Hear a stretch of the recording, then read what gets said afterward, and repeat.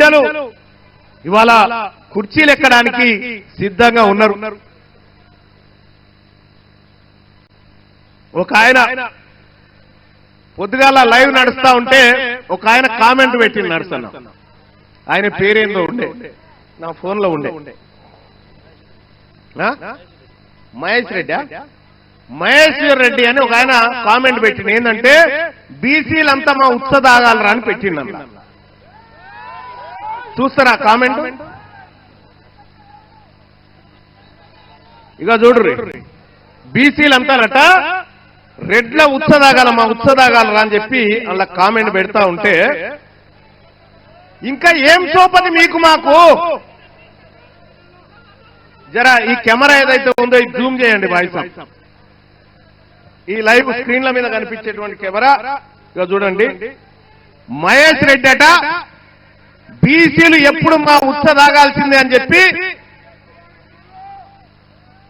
బీసీల మట వాళ్ళ ఉత్స తాగన్నట. ఎవనుత్స ఎవడు తాగితే ఇలా 1,20,00,000 రూపాయలు మా సొమ్ము, 1,20,000 కోట్ల రూపాయలు మా సొమ్ము మీరు తాగుకుంటా, మా బీసీల ఉత్స మీరు తాగుకుంటా మమ్మల్ని ఉత్స తాగమంటారా? దొంగ నా కొడుకులారా, మా సొమ్ము కదా ఇది,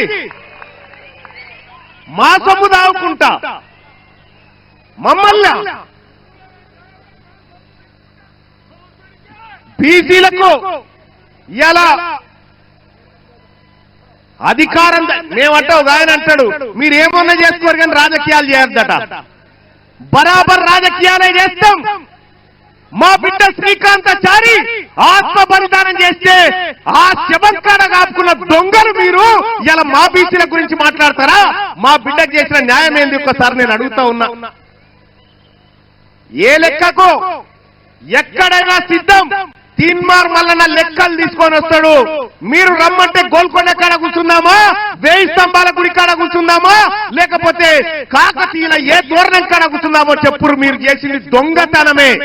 మీకో విషయమే తెలుసా?